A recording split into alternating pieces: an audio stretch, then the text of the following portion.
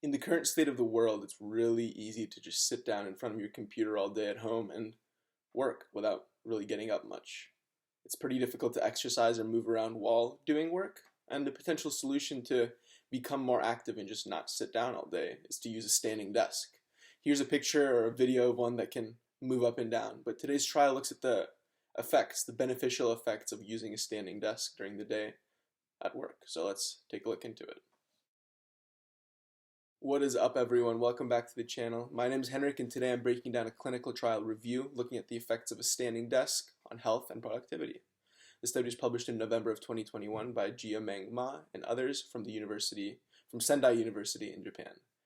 People in the US spend an average of their day, a 60% average of their day, on sedentary behavior, or SB. That's basically the general term for lying down, reclining, sitting, or basically not doing much, having a minimal energy expenditure. Unfortunately, longer SB is associated with a lot of different health problems like diabetes, cancer, heart problems, and other things as well. But here are some of the increased risks of prolonged SB. During the workday, you're sitting down for a very, very long period of time, and as I just said, that's pretty bad. One of the solutions for this is the standing desk. Basically, you can work in front of your computer, in front of your laptop, and adjust your desk as needed and stand while you're typing or in a meeting. Let's take a look into the study looking at the effects of this intervention. Looking into the study design, this was a randomized controlled trial looking at 75 individuals working at an unspecified Japanese electronics company over 3 months. Inclusion criteria was basically everyone, and you were only excluded if you had serious health problems like cardiovascular disease or neurological brain problems.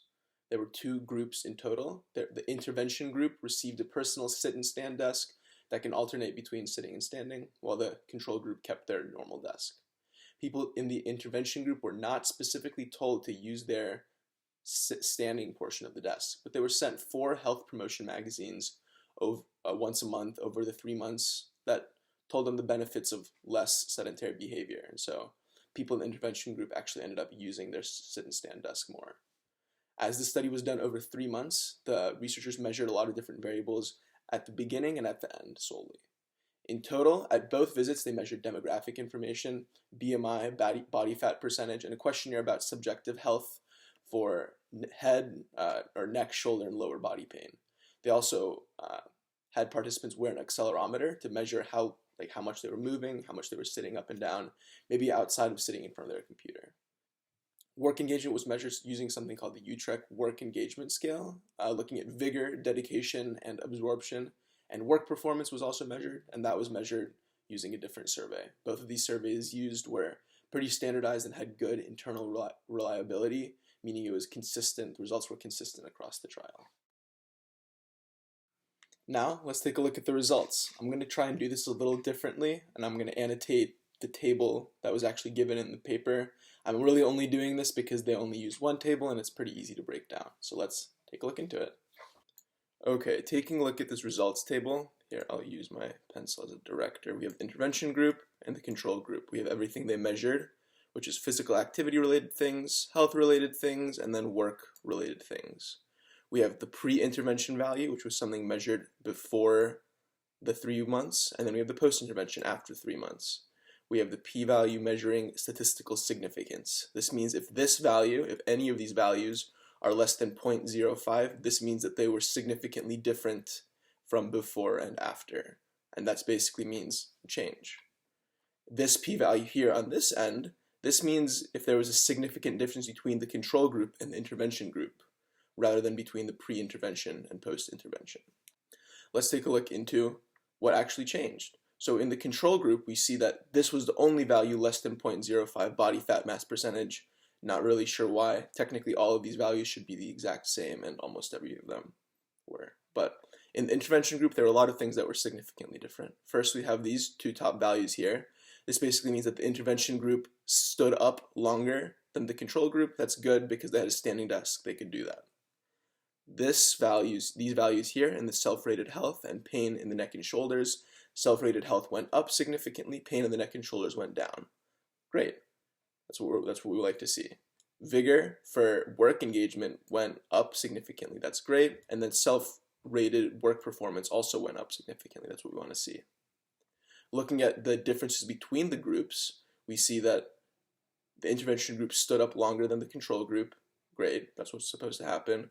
We saw that there was a bigger health difference. There was more self-rated health, less pain in the neck and shoulders. That's also great. And there was more vigor here, and there was a higher self-rated work performance. So in total, the intervention group stood up longer, meaning they used their desk. They had more self-rated health and less pain in the neck and shoulders. They had more vigor, and they had a higher self-rated job performance, which are all great things to see. Overall, these are cool results. You reduce your sedentary behavior, which is already known to be problematic, and you increase your work engagement and productivity. This study is one of the first measuring work productivity and engagement in the workplace using a standing desk, so it's unique in that sense. A similar type of study in April of 2021 increased light activity in kids during school, meaning they used it more, reducing sedentary behavior, which is good and healthy.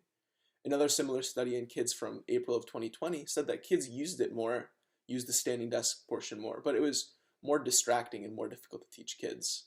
You can imagine that to be pretty true. If a kid's just moving their desk up and down in elementary school, it's probably distracting for the kids and the teacher, so that aspect makes sense. But in reality, a standing desk doesn't have to be the one thing that makes people move around more and have less sedentary behavior. In fact, there are studies out there looking at some sort of app intervention that texts you or send a notification that, hey, it's time for you to get up, you've been sitting down for a long time, and that's also another interesting idea as well. But in reality, the standing desk is a clear solution on increasing productivity and reducing that problematic sedentary behavior. On the other hand, this study definitely had some limitations. Effectively, everything recorded was self-reported, and there's definitely bias from that, especially with the fact that there were only 75 people in this trial. All the participants also worked in the same company, and they weren't from a larger sample size of people. Additionally, nothing outside the workday was recorded. Participants could have made big life changes, like had kids or gotten married, or something small, like drinking more coffee or exercising before you go to the workplace. And all of these could have had effects on productivity, engagement, and physical neck and shoulder pain. Despite these limitations, the randomized and controlled aspects of this trial are still valuable, and they show a valuable trend in the benefits of a standing desk. Definitely more research needs to be done in this area to address these limitations and have more subjects, but it still provides a great start to this research. Looking at some takeaway points, today's study illustrated that the use of a standing desk increased work engagement and productivity, reduced sedentary behavior, and reduced neck and shoulder pain in users. Oversitting and too much sedentary behavior has been associated with health problems, and a standing desk can help reduce that behavior, especially if you work in front of a computer all day.